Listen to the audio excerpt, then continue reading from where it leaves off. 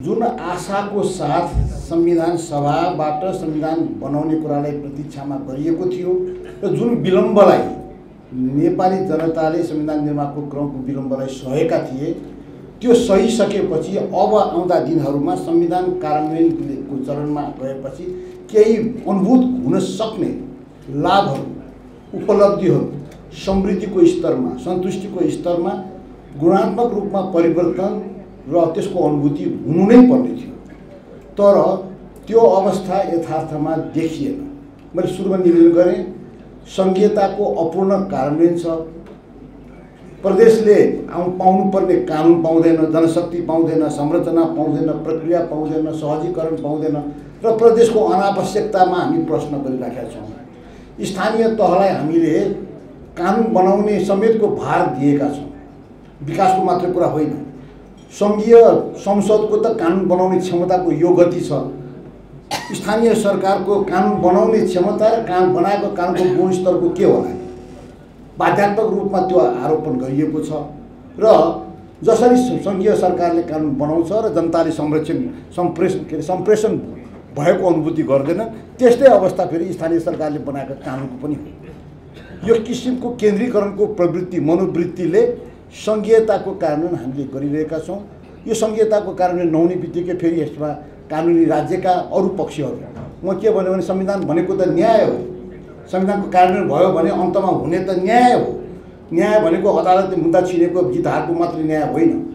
हरेक public goods and सर्भिसेसमा जब मान्छेले हिस्सा पाउँछ, कानुनले गरेको सहजीकरणको लाभ पाउँछ, न्यायको अनुभूति त्यहाँनिर हुन्छ। न्यायको अनुभूति, न्यायमा पहुँच, सुविधामा पहुँच, सेवामा पहुँच पाइरहेको छैन। यो कुराहरू हामीसँग छ। त्यसकारणले त्यसमा धेरै नै प्रश्नहरू छ। संसदीय व्यवस्था कति हो भन्छु म। यो संसदीय व्यवस्था त भनेका छौँ। संसदीय व्यवस्थाको ओरिजिनल जुन रूप हो त्यस्तो संसदीय व्यवस्था छ त? यो धर्मनिरपेक्षता भन्छौँ। धर्मनिरपेक्षता अघि भन्यो पूर्व अर्थमन्त्रीले भन्दै नै हुनुहुन्थ्यो। यो धर्म पनि धर्मनिरपेक्ष पनि भन्दैछ, धार्मिक स्वतन्त्रता पनि भन्दैछ। धर्मनिरपेक्ष र स्वतन्त्रता एउटै होइन।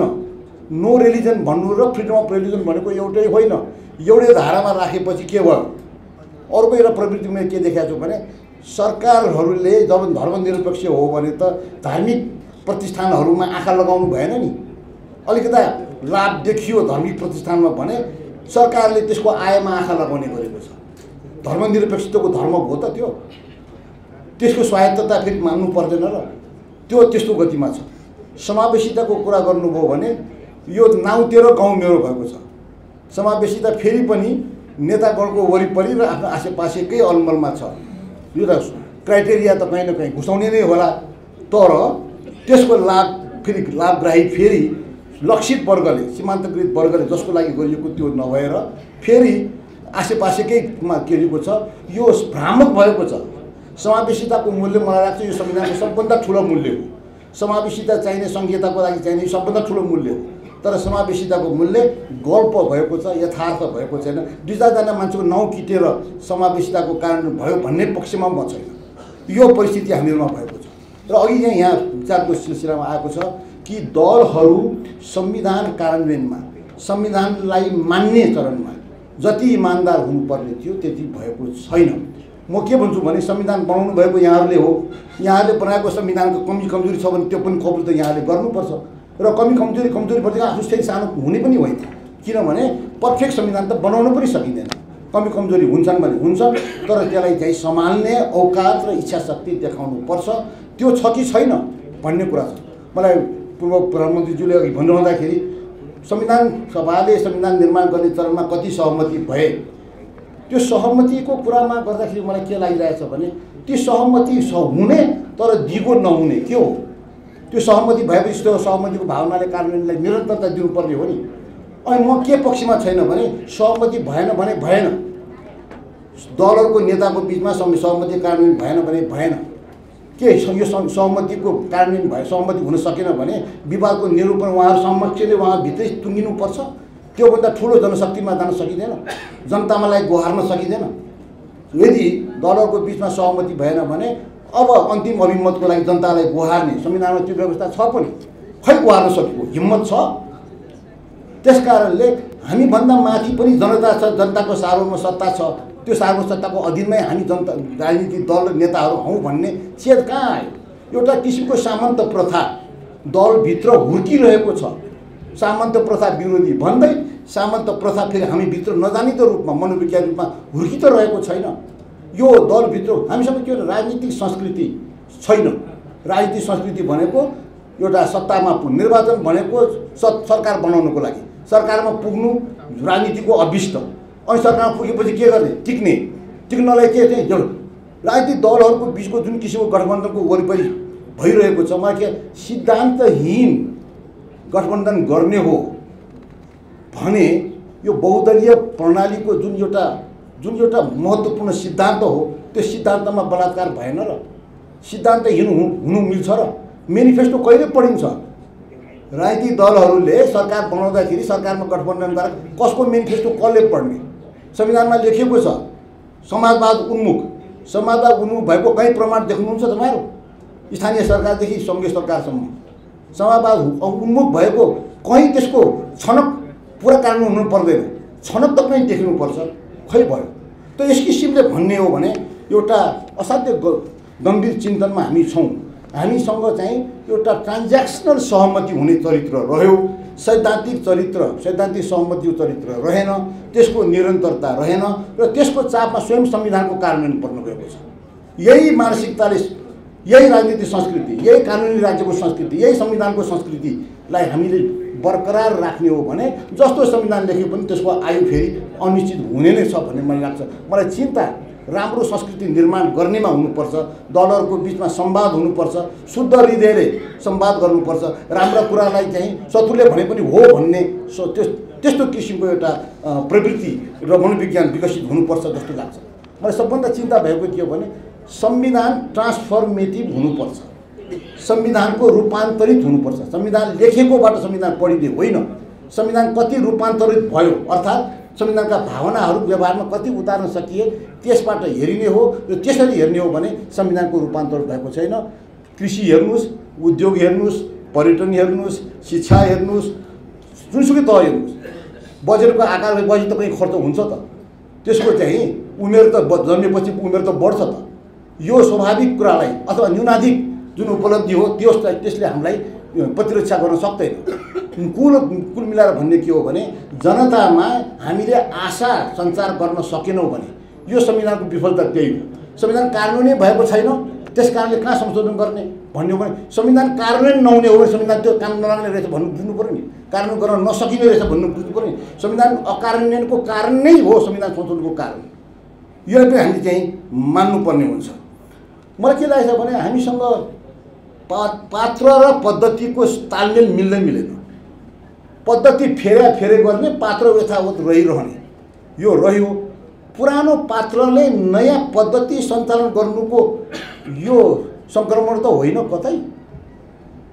यसको चाहिँ पुनरावलोकन संविधानको कुरामा त भन्न मिल्छ। राजनीतिक प्रश्न सायद यो हुनसक्छ, पुरानो पात्रले नयाँ पद्धतिको नेतृत्व गरेपछि हकीकत त यस्तै त हुन्छ होला नि जस्तो पनि मलाई लागिरहेको छ। अब नकारात्मक भाष्य चाहिँ वास्तवमा जुन किसिमको निर्माण भयो, अघि पूर्व अर्थमन्त्रीजीले भन्नुभएको थियो, नकारात्मक भाष्य, यो देश बस्न योग्य छैन, यहाँ आशा छैन, यो भाष्य खतरनाक भाष्य हो। यो राष्ट्रको अस्तित्वलाई खतरा हुन्छ यसले। यो भाष्यले हामीले चाहिँ निपट्नै पर्ने हो। तर गर्छ कसले? आफ्नै केटाकेटी, आफ्नो नेतागणका आफ्नै केटाकेटी बाहिर पठाएको छ र निरापद सुरक्षित भएर बसेको ठानिराखेको छ। गर्छ कसले? इमान्दार प्रयास गर्छ कसले? त्यसकारण यो भाषिक निर्माणमा सबै लाग्नुपर्छ भन्नेमा मलाई लाग्छ। मलाई के लागिरहेछ भने दलहरूको सञ्चालन जुन ढङ्गले भएको छ, जुन नन ट्रान्सपारेन्ट छ, अनएकाउन्टेबल छ र त्यो भिन्न यात्रा, यो त स्वार्थ र सत्ताको भिन्न यात्रामा राजनीतिभन्दा फरक ढङ्गले राजनीति त गर्छौँ हामी। मलाई चिन्ता के राजनीति त गर्छौँ कि अर्कै केही गर्छौँ, त्यो किसिमको बिन्दुमा हामीहरू सायद पुगेका छौँ। यो चाहिँ मैले रिपब्लिकनिजम एउटा महत्त्वपूर्ण मूल्य हो भन्दै थिएँ क्या म बिहान पनि। रिपब्लिकनिजम गणतन्त्र महत्त्वपूर्ण मूल्य हो संविधानको। गणतन्त्र भनेको केवल वंशवादबाट उन्मुक्त हुनु गणतन्त्र होइन। उत्तराधिकार नहुने बित्तिकै गणतन्त्र भइहाल्दैन, त्यो प्राविधिक विषय होइन। गणतन्त्र भनेको जनताको सर्वोच्चता, संविधानको सर्वोच्चता, जनताको आत्मसम्मिलितको अनुभूतिको सर्वोच्चता, उनीहरूको लाभमा हिस्सेदारीको यो अनुभूतिको सर्वोच्चता, यी कुराहरू हुन् गणतन्त्र। गणतन्त्र भनेको त्यो सहज शब्द होइन। गणतन्त्र भनेको, प्रजातन्त्र भनेको, लोकतन्त्र, यी एउटै कुराहरू। यसको कुरालाई हामीले जोखिममा पारेर हामीले काम गरिरहेका छौँ। जनताले स्वशासन होइन कि अब भाग शासनमा भर पर्ने प्रवृत्ति, नकारात्मक भाष्य निर्माण भइरहेको हुनाले मलाई के लाग्यो भने यो संविधानले जुन किसिमको उत्पादकत्व, संसदले उत्पादकत्व नदिने, सरकारले उत्पादकत्व नदिने, एउटा विवाद समाधान गर्ने किन बिन्दुमा पनि उत्पादकत्व नदेखिने, उत्पादकत्वहीनता भनेको शिथिलता हो, यो अकर्मण्यता हो। यस किसिमको अकर्मण्यतालाई साथमा लिएर हामी कहीँ पनि पुग्दैनौँ। तर मलाई आजको छलफलमा खुसी के लाग्यो भने सबै जसो दलका नेताहरूले आफ्नो अभिकथनको सिलसिलामा संविधान संशोधन भनेको यो संविधानलाई बिगार्नु होइन, संविधानप्रति संविधान संशोधन त संविधानले दिएको म्यान्डेटै हो, त्यो गर्न सकिन्छ र गर्नुपर्छ। केवल अझ बढी समावेशिता, अझ बढी गणतन्त्रवाद, अझ बढी सङ्घीयता, यी मूल्यहरू हुन् भने हुन्। मलाई खुसी लाग्यो पूर्व प्रधानमन्त्रीजीले भन्नुभयो कि यो संशोधनमा कुनै सीमा छैन, यसले कुनै चाहिँ जिद्दी गरेको छैन, यो कुरामा हामी चाहिँ गर्न दिन्नौँ भनेर जिद्दी गरेको छैन।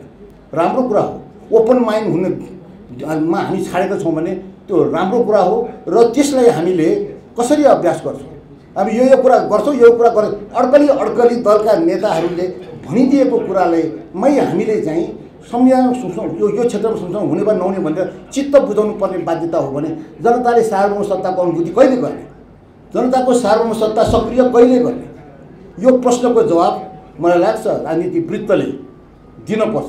यो प्रश्न हामीले खोजिरहनु पर्नेछ। मलाई लाग्छ संविधान यो विधायिकामा यी सर्व छलफल त्यहाँ गर्नुपर्ने विषय थियो। त्यहाँ छलफल होस् वा नहोस्, हामीले एउटा चाहिँ गैर सरकारी क्षेत्रमा यहाँ हामी सबै बसेर छलफल गरौँ भन्ने एउटा पवित्र उद्देश्यले गरेका यो कार्यक्रम हो। मलाई धेरै खुसी छ सम्माननीय पूर्व प्रधानमन्त्रीले दोस्रो पटक पनि यो हामीले गरेको कार्यक्रममा आइदिनु भयो, प्रमुख अतिथि ग्रहण गरिदिनु भयो र असाध्य विचार उत्तेजक, सारा गर्वित र आफ्नो चाहिँ हृदयका इमान्दार कुराहरू चाहिँ उहाँले हामीसँग राख्नुभयो, हामीलाई लाभान्वित गर्नुभयो। त्यस्तै विभिन्न दलबाट आउनुभएका नेतागणले पनि आफ्नो दलीय दृष्टिकोण र अनुभवहरूलाई राख्नुभयो। वृत्ति हामीले सायद राख्नु हुँदैन, वैधानिक बाटोबाट नै सुधारका बाटाहरूलाई प्रशस्त गर्ने ठाउँ राख्नुपर्छ। संविधानमा राम्रा शब्दहरूको राम्रा अर्थ त्यतिखेर हुन्छ जब यसको कार्यान्वयन हुन्छ र त्यसको लाभहरू जेनेरेट गर्छ। यो सम्बोधित वर्गहरूले त्यसको लाभहरूमा हिस्सा उसले पाएको अनुभूति गर्छ। त्यो ट्रान्सफर्मेसन, रूपान्तर भयो कि भएन संविधान, अर्थात् रूपान्तरण गर्ने दिशामा गयो कि गएन, यो कुरा चाहिँ मुख्य हामीले हेर्नुपर्ने हो जस्तो लाग्छ। संविधानमा वास्तवमा भनिने कुरा के हो भने संविधानमा राज्य र जनताको बीचको सम्बन्धका सिद्धान्तहरू कोरिने हो। जनताका हकका कुराहरू कसरी संरक्षण हुन्छ भनेर कोरिने हो। राज्य कसरी सङ्गठित हुन्छ, राज्यका अधिकारको सीमा कति हो, राज्यका अधिकार चाहिँ प्रयोग गर्ने अख्तियारी भएका निकायहरू के हुन्, शक्ति पृथकीकरण कति हो, शक्ति सन्तुलन र नियन्त्रण कति हो, यी कुराहरू हेर्न पर्ने हुन्छ। यथार्थमा यसरी हेऱ्यौँ भने मैले सबभन्दा यो संविधानको राम्रो पक्ष भनेको 31वटा चाहिँ हकहरू लेखिएका छन्। संसारमा सबभन्दा लामो हकको सूची भएको संविधान भन्न सक्छौँ। भन्नलाई ती हकहरू रूपान्तरित भए, जनताले भोग गर्न पाए, त्यो हकहरूको प्रचलनको लागि गरिएको काम कति? बल्ल 3 वर्षभित्र बनाउनु पर्ने कानुन अन्तिम 3 दिनभित्र प्रस्तुत गरेर बिना छलफल पाससम्म भएको छ। त्यसलाई फेरि ती ऐनहरू फेरि कार्यान्वयन गर्ने अवस्थामा छैनन्। त्यसका फेरि अर्को नियम विनियम, संस्था र प्रक्रियाका कुराहरू छन्, त्यहाँ लगानीका कुराहरू छन्। हकहरू स्वतः लगानी हुँदैन, क्रियाशील हुँदैन र हकहरूको अर्थतन्त्रको बारेमा खै ध्यान दियो। 3 तहको सरकारले त्यसमा काम गर्नुपर्ने हुन्छ। 3 तहको सरकारले आफ्नो बजेट छुट्याउनु पर्ने हुन्छ। कुनै पनि तहको सरकारले यो हकको लागि भनेर यति रुपियाँ मैले छुट्याएँ भनेर वर्गीकृत गरेको र त्यसको नतिजा परिणाम चाहिँ व्हाइट पेपर इस्यु गरेर प्रतिवेदन पेश गरेको देखिँदैन। मलाई के चिन्ता लाग्छ भने यो संविधानको विपक्षमा मैले कुरा गरिरहेको छैन, तर अपेक्षा धेरै भएर होला सायद। म के भन्न चाहन्छु भने यो संविधानको पोलिटिकल इकोनोमीको हिसाब त गऱ्यौँ, संविधान जारी गर्नको लागि जारी गर्यो कि यसको औकात पनि विचार गर्यौँ। पोलिटिकल इकोनोमी के हो यसको संविधानको? छलफल गऱ्यौँ भन्न त लेख्यौँ नि। समाजवाद उन्मुख छ भन्ने लेख्यौँ, 31वटा हकहरू लेख्यौँ, सङ्घीयकरणका यावत कुराहरू लेख्यौँ। लेख्न त के बाँकी राख्यौँ र? म हिजो मात्रै ठाउँ भन्दै थिएँ, रहने का जगह नहीं सारा जहाँ हमारा भन्दै थिएँ। त्यो सम्हाल्न सक्ने औकातको आकलन भयो कि भएन, त्यसको रूपान्तर गर्न हामी तयार छौँ कि छैनौँ? ट्रान्सफर्मेटिभ कन्स्टिट्युसन, यो कन्स्टिट्युसन ट्रान्सफर्मेबल छ कि छैन? ट्रान्सफर्मेटिभ कन्स्टिट्युसनलिजममा हामी जान्छौँ कि जाँदैनौँ? त्यहाँ गएको भन्ने आभास हुने कुनै किसिमको कुराहरू छ कि छैन? फेडरलिजमको कुरा गऱ्यौँ हामीले महत्त्वपूर्ण कडीको रूपमा।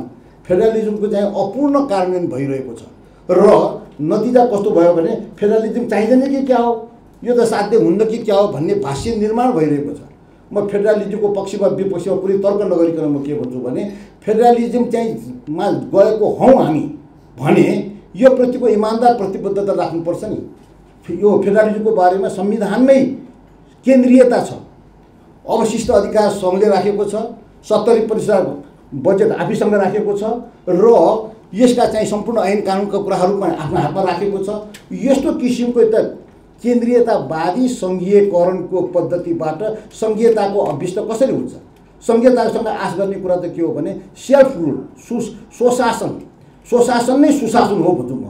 जब मान्छे स्वशासनको अनुभूति गर्छ तब सुशासन त्यहाँनिर हुन्छ।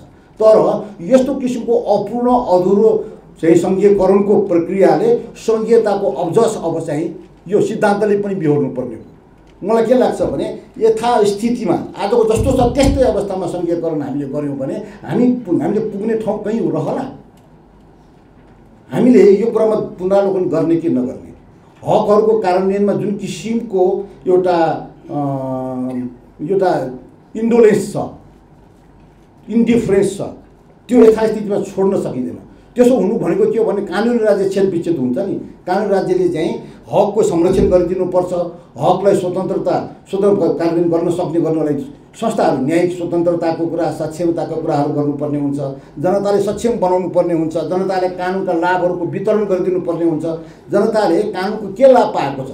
यो संविधानमा सबभन्दा कुरा के हो भने 35,000 चान्चुन त निर्वाचित प्रतिनिधिहरू छन् जो लगभग तलबधारी छन्, लगभग कर्मचारी जस्तो, निर्वाचित कर्मचारी जस्तो भएका छन् र त्यहाँबाट फेरि अरू डिपेन्डेन्सीहरू सिर्जना भएको छ। यो देशको पोलिटिकल इकोनोमीमा सङ्घीयकरणको र जुन किसिमको शासकीय स्वरूप हामीले संरचना गरेका छौँ, यसको सामान्य खर्चको भार अतिशय वृद्धि हुने, डेभलपमेन्टको खर्च अत्यन्त न्यून हुने, यति थोरै डेभलपमेन्ट खर्च क्यापिटल एक्सपेन्डिचर लिएर यो संविधानको गन्तव्यसम्म पुग्न सक्छ भन्ने विश्वास गर्ने आधार के हो? यसको प्रश्न हामीले खोज्नुपर्छ कि पर्दैन भन्ने लाग्छ। शासन सञ्चालन गर्ने कार्यपालिका, विधायिका, न्यायपालिका कुरा छ। विधायिका कस्तो छ भने ऐन बनाउन सक्दैन। ऐन बनाउन नसकेर विकल्पमा चाहिँ अध्यादेश जारी गर्नुपर्ने बाध्यता हो कि के हो? हाम्रो वक्ताहरूले भनिदिनु होला। यो अध्यादेशबाटै काम चलाउने भयो भने संसदको उपाध्यक्षतामा प्रश्न हुन त अध्यादेश संसदमा त आउँछ नि भन्नु होला। तर संसद पर्खन नसक्ने अध्यादेशको पद्धति जो आयो त्यसले संसदीय क्षमता वा विश्वसनीयतामा प्रश्न उठ्छ। अपवाद होइन कि यो त नियमितता होला भन्ने डर रहन्छ। संसद अनुत्पादक हुँदै गएको छ। त्यो कार्यपालिका हस्तक्षेपकारी भूमिका हो, हस्तक्षेपकारी पनि हुँदै गइरहेको छ। न्यायपालिका तपाईँले बेला बेलामा भन्नुहुन्छ राजनीतिक नियुक्तिहरूको कारणले त्यसमा अन्यथा असर पर्न गयो भन्नुहुन्छ। संविधानमा लेख्नुभयो नि यो राजनीतिक नियुक्तिको प्रणाली, संसदीय सुनवाईको प्रक्रिया तपाईँले लेख्नुभयो नि। अनि त्यो चाहिँ त्यसको दोष चाहिँ अब न्यायपालिकाले बोक्न सक्छ कि त्यसबाट मुक्त गर्नलाई यहाँले फेरि थप काम केही गरिदिनु पर्ने हुन्छ। त्यस कारणले अरू संवैधानिक अङ्गहरू छन् शक्ति सन्तुलन र नियन्त्रणको लागि।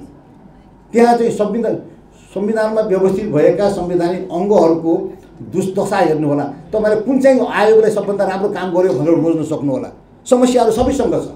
ती आयोगहरूले आफूले सिर्जना गरेको समस्याहरू होइन। राज्यको कब्जामुखी दृष्टिकोण, स्वतन्त्र हुनुपर्ने निकायमाथि आज्ञाकारिता जब आश गरिन्छ त्यस्तो नगरे कस्तो हुन्छ? त्यहाँले यो परिस्थितिमा हामीहरू छौँ। यो पनि भने शक्ति सन्तुलनको कुरा, शक्ति पृथकीकरणको कुरा, सङ्घीयताको कुरा, यो चाहिँ समावेशिता कस्तो भएको छ? यो एउटा 2-4जना मान्छे भनौँ सीमान्तकृत वर्गबाट अथवा दलित वर्गबाट, मधेसबाट केन्द्र नियुक्ति प्रतिनिधित्व भए पनि होला, तर त्यो समावेशिता त्यतिमा यसको तात्पर्य पुरा हुँदैन। यो मेन स्ट्रिम हुनुपर्ने थियो, खै मेन स्ट्रिम भयो। उनीहरूको मानव विकास सूचकाङ्कमा कहीँ परिवर्तन आयो? उनीहरूको अर्थतन्त्रमा कुनै परिवर्तन आयो? उनले यो देशमा बसौँ जस्तो मनमा लाग्ने त्यस्तो लोभ लाग्दो कुनै परिस्थिति निर्माण भयो? यो हामी चाहिँ अब पहाडतिर चाहिँ जनसङ्ख्या घट्दै जाने अवस्था आएको छ, स्कुलमा पढ्ने विद्यार्थी पनि कम भएर गएको छ। यो किसिमको एउटा विरोधाभास अवस्था छ। यो एक किसिमको जुन संवैधानिक प्रणाली चालु गरेका छौँ त्यसबाट हामीले आशा जगायौँ कि निराशा जगायौँ? आशा जगाएको छौँ भने त यथावत अघि बढौँ, तर निराशा गएको छ भन्ने कुरा निराशाको कारण खोज्न पर्छ र जिम्मेवार तहले नै खोज्नुपर्छ। जिम्मेवार तहले खोज्नु भएन भने अरूलाई फेरि कुतकुती लाउने कुराहरू आउँछ, त्यो परिस्थिति निर्माण नहोस् भन्ने मलाई लाग्छ। त्यस कारणले यो संविधान कार्यान्वयनको जुन चरण छ त्यो चरण चाहिँ हामी बडो जोखिमपूर्ण चरणमा छौँ। यसलाई चाहिँ हामीले नजरअन्दाज गर्न सकिने अवस्थामा छैनौँ। संविधानको मूल्यको यथावत रक्षा गर्ने हो भने यसको पुनरावलोकन गर्नुपर्ने हो, आवश्यक परिमार्जन गर्नुपर्ने हो, यसमा हाम्रो क्षमता वृद्धि गर्नुपर्ने हो र एउटा प्रतिनिधिमूलक प्रणाली दलहरूको बारेमा म कस्तो देख्छु भने दल र दलका कार्यकर्ता नेता पङ्क्ति बलियो हुँदै गएको र जनता चाहिँ बहिष्कृत हुँदै गएको, दलका नेताले जित्ने र जनताले हार्ने परिस्थितिहरू निर्माण भइरहेको देख्दछु। नयाँ ह्याप्स भन्छु, यो नयाँ पोलिटिकल ह्याप्स चाहिँ क्रिएट भयो र जनता पोलिटिकल ह्याप नस्टमा परिणत भयो। यसको जुन एउटा सेवाको जुन पब्लिक गुड्स एन्ड सर्भिस जसले आश गर्ने त्यो नयाँ ह्याप नस्टको रूपमा परिणत भयो भने नयाँ किसिमको द्वन्द्वलाई हामीले कहीँ निम्तो त दिइरहेका छैनौँ। त्यहाँ यी प्रश्नहरू छन्। यी प्रश्नको खोजी गर्ने हाम्रो प्रयास हो। हाम्रा यहाँ विद्वान विशिष्ट महानुभावहरूले यसलाई कहीँ टोटुल्नु हुनेछ, कहीँ समाधान दिनुहुनेछ, जनतामा फेरि आशा भर्नुहुनेछ र आगामी चाहिँ सुधारका बाटोलाई प्रशस्त गर्नलाई कहीँ न कहीँ योगदान दिनुहुनेछ भन्ने आशाको साथमा